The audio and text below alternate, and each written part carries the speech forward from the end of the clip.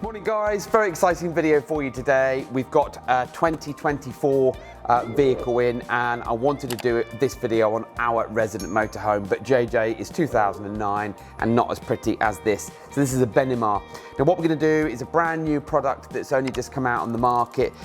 If Jason puts the indicators on, every Fiat Ducato, Peugeot, Citroen, van, motorhome, camper out there that's got wing mirrors like these is going to have this standard indicator that is just basically an orange lamp in a clear housing that flashes like this. Well, no more. If you want all the mod cons and you want something a bit more stealthier, if you can turn that off please, we're going to now swap it out for this. So it's a nice smoked black lens. It's going to coincide nicely with the black mirror. We're going to take this indicator lens out and we're going to replace it with this super duper new UK road legal dynamic indicator. And the dynamic indicator, if you've not seen them before, is a series of LED, which is light emitting diodes put onto a circuit board, and they will scroll, and that's what makes them dynamic. So we're going to swap out the standard orange bulb or lamp for one of these, and we're going to put in this lovely LED dynamic light. So during the video you'll see us taking the wing mirror apart. We're going to fit the indicator unit into each of the wing mirrors, put it all back in, test it, and then you're going to see the end result. So join me back later.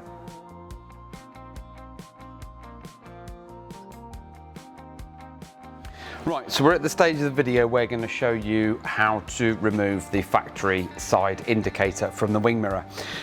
You're going to need Phillips. This is a size 1 PH1 Phillips.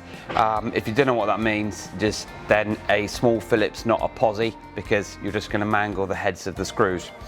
We're also going to use our cloth tape. You're probably not going to have this at home. It's quite expensive, but we fleece wrap everything that we do internally. It's not for external use, but it is just makes things less chance of it going to rattle in behind here, which you're not going to hear it because you're inside the vehicle, but it's not the point. It's just how we rock and roll here. So for you to remove the indicator itself, all I'm going to do is I'm just going to fold the wing mirror out.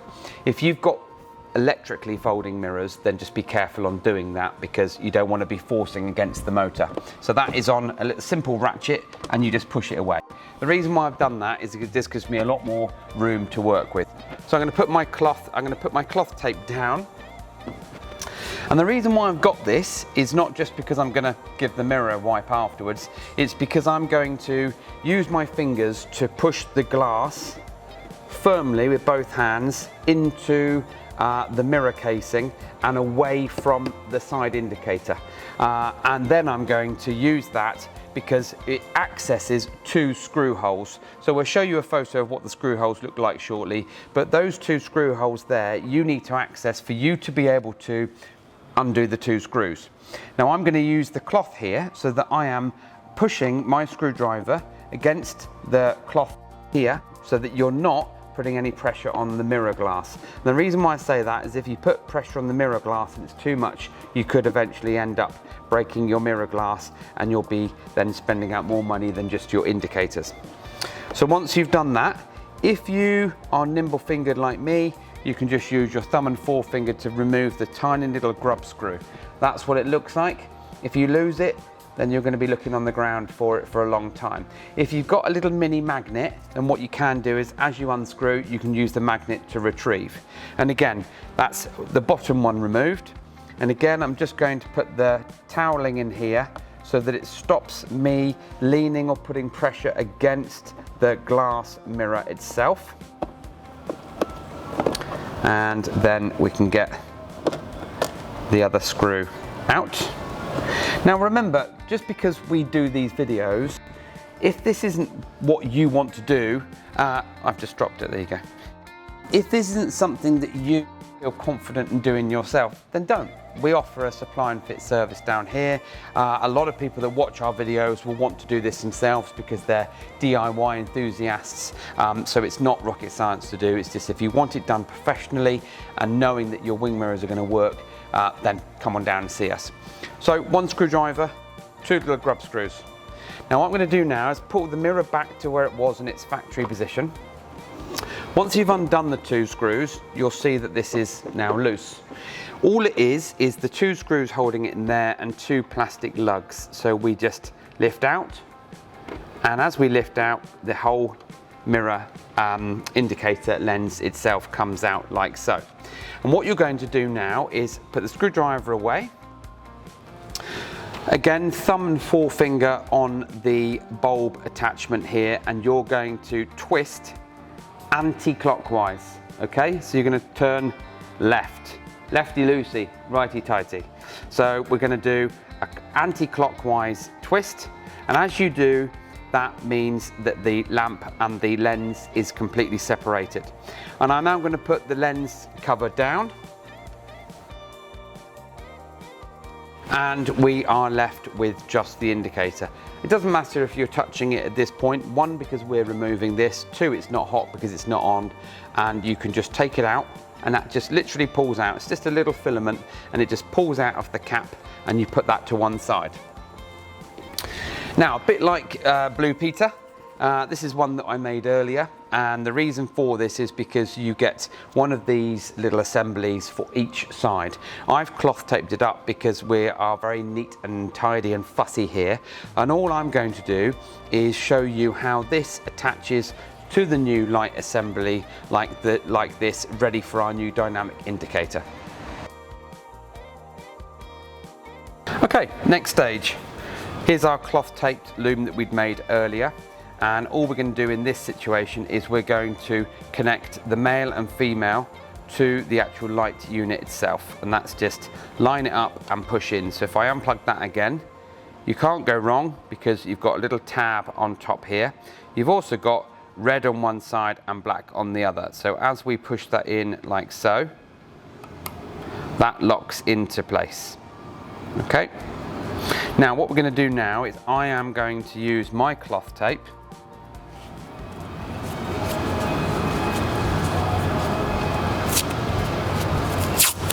just apply a little bit of extra cloth tape to that just to secure that connection whilst it's in the mirror housing.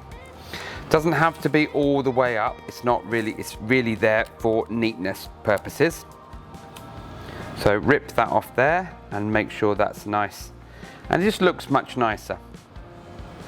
Now we're at the point of being able to fit the mirror indicator lens to the new lamp assembly. Now, as you remember earlier, we took out the orange lamp or the bulb, and that is a filament style. So all you're going to do is you're going to push this in.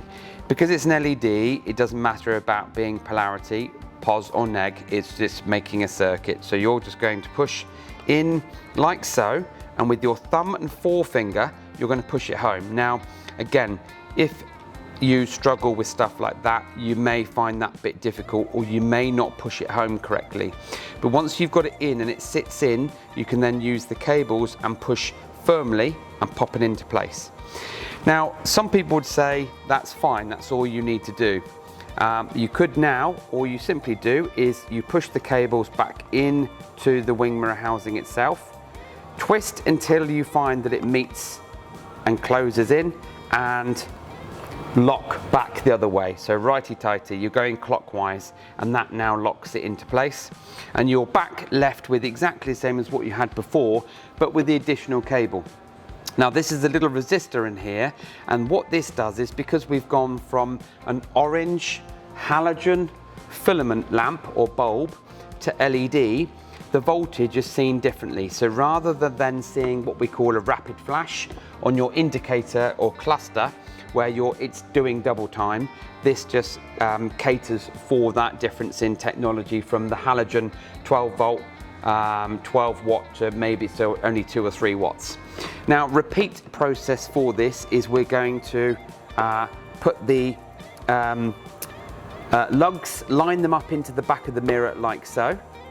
And as you do that, you can then just push it home. You can't really go wrong on this aspect because of the fact that the 2 lugs must be in a nice suitable position. I'm just going to take that back out and show you again. So the lugs go in like so and line it up and slot in like so. Now what we're going to do is I'm going to move the mirror fully out, like so. So we're up against there, and now I'm going to get the screwdriver and the 2 screws to reconnect the screws. Okay, so I'm back now with our screwdriver and our 2 screws. So again, careful not to drop them. And I am simply going to push the mirror back in, again using your blue cloth if you want. And I'm just using my thumb here to push the mirror away. And if I push the mirror away, there's no danger of me getting the screwdriver and the mirror caught as I do the screw up here, like so. So I'm just holding the light lens in, and I'm doing the screw up, and I'm also holding the glass away. Don't over tighten. As soon as you feel that it's got resistance, that's fine. It's only going into a plastic housing. Exactly the same here. Going to put the screw in, and I'm holding the glass away. I'm holding our new light assembly in, and I'm just doing the screw up, and again, not too tight. So what I'm going to do now is I'm just going to readjust the glass back in the mirror itself, but it doesn't matter because you've got electrical adjustment in most vehicles. Give the glass a bit of a clean up. Don't worry if it feels wobbly, they all do. It's just the glass moving on the pivot inside. So again, you can adjust the mirror as much as you want, but you can do that from inside. And then we're going to put the mirror back to its normal resting place. Give the light a bit of a clean up. Get rid of your fingerprints. This is the halogen 15 watt 12 volt bulb, now replaced with these stealthy looking dynamic LED indicators. Martin's going to switch them on. And now we've got these beautiful LED indicators. Now, they're not going to be for everybody. They also do them in clear as well as smoked, but it just makes the vehicle look a lot newer, more modern, and they're quite cool as well, which is really, really nice.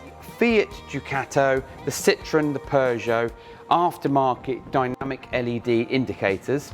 This is a how-to video to a certain extent. So far, we've only been able to order in the smoked, and that's just because the demand has been there, but we will be stocking clear as well. Get in touch with us. Website link is in the bio. Any questions, jump in through the contact form and our technical team will be able to help you. And that's it. Thank you for watching.